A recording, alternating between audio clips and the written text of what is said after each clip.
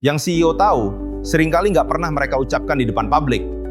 Ini 15 rahasia CEO tanpa filter. Siap dengar yang sebenarnya? Pernah kebayang nggak kalau kita bisa duduk bareng sama seorang CEO yang udah sukses, terus kita minta dia cerita belak-belakan, tanpa filter, soal semua hal yang dia harap dia tahu pas pertama kali mulai?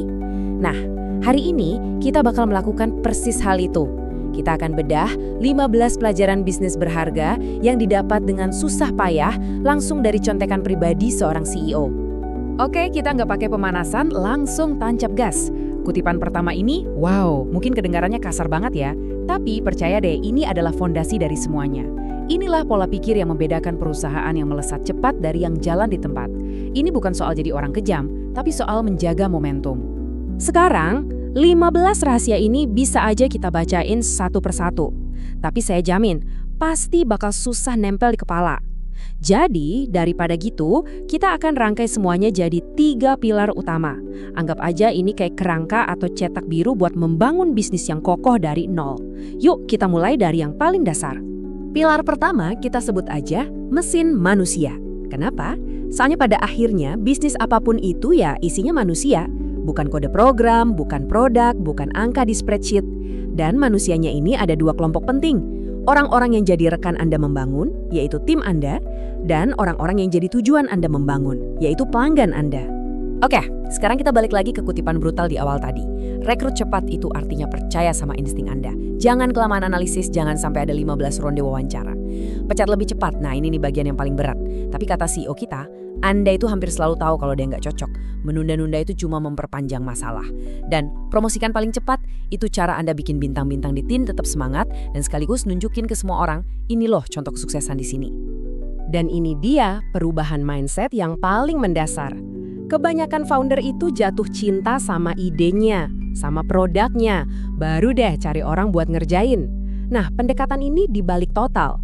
Ini tuh kayak milih kru terbaik untuk sebuah ekspedisi, bahkan sebelum Anda tahu tujuannya mau kemana. Anda memprioritaskan orang-orang terbaik untuk naik ke kapal, karena Anda yakin mereka bakal bantu Anda menemukan jalan. Tapi, ada catatannya nih. Ini bukan cuma soal rekrut orang hebat. Pertanyaannya, apakah mereka itu berkualifikasi unik untuk tugas yang ada di depan mata? Merekrut orang pinter cuma karena panik butuh orang, itu resep bencana. 6 bulan lagi bisa jadi masalah budaya kerja dan performa. Oke, jadi tim internal Anda udah kebentuk nih. Mesinnya udah siap dinyalain. Tapi mesin kan butuh bahan bakar ya. Nah, bahan bakarnya itu datang dari sisi lain mesin manusia tadi, yaitu pelanggan Anda. Retensi. CEO kita ngaku, dulu dia cuma fokus sama 2 R. Rekrutmen pelanggan baru dan revenue atau pendapatan. Retensi, gampang lah itu. Dia pikir pelanggan yang senang pasti bakal setia selamanya.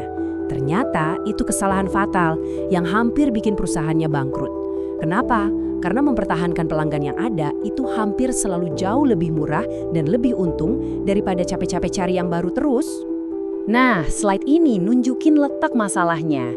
Kita sering jor-joran keluarin modal gede buat mancing pelanggan baru, kayak yang di kiri ini. Tapi abis itu kita malah masukin mereka ke ember yang bocor, kayak di kanan. Nasehatnya di sini simple, benerin dulu embernya.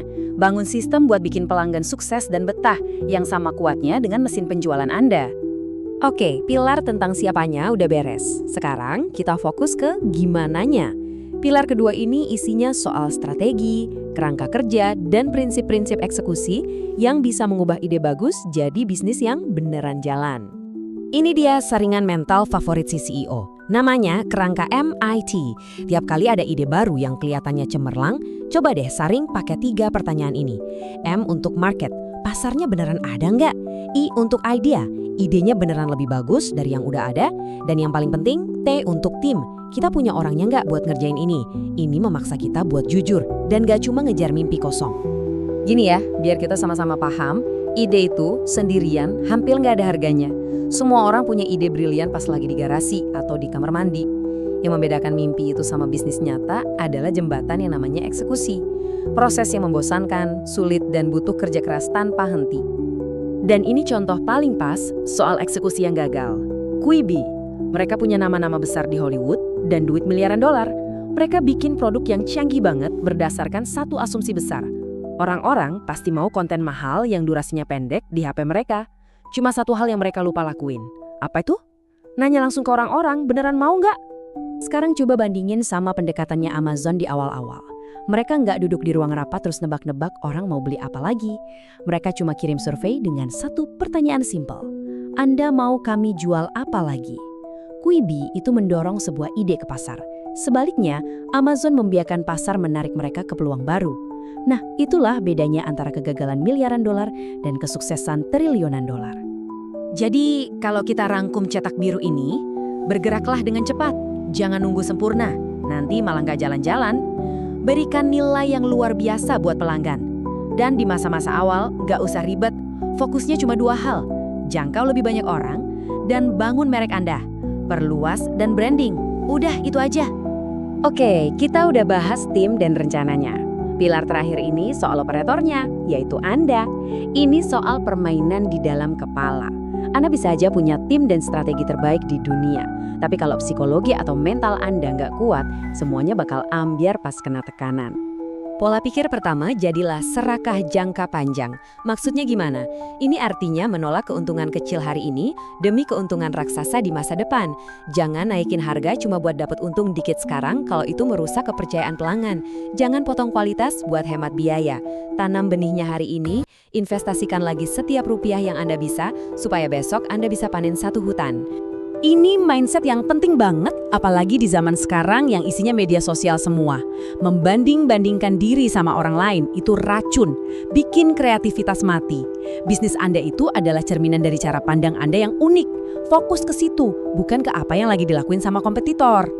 Metafora ini keren banget. Waktu Anda lagi membangun sesuatu yang baru, Anda itu kayak ada di tengah badai. Kacau, nggak bisa ditebak dan menakutkan. Pasti ada godaan buat ngintip kapal lain dan mikir, kok mereka kayaknya lebih enak ya? Jangan, tetap tatap cakrawala di depan, visi jangka panjang Anda. Biarin aja orang lain yang aman di dermaga, para kritikus, para ahli, khawatir soal Anda. Anda teruslah berlayar. Dua pola pikir terakhir buat melengkapi pilar ini. Pertama, terobsesilah sama kemajuan bukan kesempurnaan. Cukup fokus untuk jadi 1% lebih baik hari ini dibanding kemarin. Hasilnya bakal luar biasa kalau dikumpulin. Dan kedua, pada akhirnya semuanya kembali ke satu hal, bertaruh pada diri sendiri. Investor bisa datang dan pergi, karyawan bisa resign, tapi Anda adalah satu-satunya yang konstan. Anda harus jadi pendukung terbesar diri Anda sendiri. Oke, kita udah bahas pilar manusia, cetak biru strategis, dan pola pikir seorang pendiri. Tapi ada satu aturan terakhir, satu nasihat yang jadi pondasi dari semua hal tadi. Dan mungkin yang paling bikin kaget, ini dia, setelah semua obrolan soal mecat orang dengan cepat dan jadi serakah jangka panjang, aturan utamanya adalah ini, perlakukan semua orang dengan hormat. Bahkan dan terutama saat mereka nggak pantas mendapatkannya. Ya, bahkan para bajingan sekalipun. Gini, untuk memulai sebuah perusahaan, itu butuh ego. Anda harus percaya diri. Tapi, jangan biarkan ego itu meracuni interaksi Anda.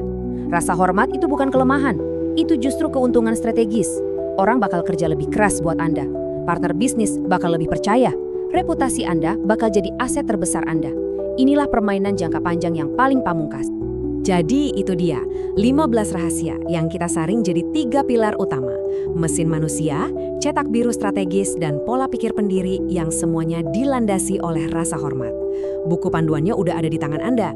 Pertanyaan terakhirnya simple. Apakah Anda siap untuk membangun? 1 like menguatkan karya, 1 share memperluas dampak, dan 1 subscribe menjaga kamu tetap terdepan.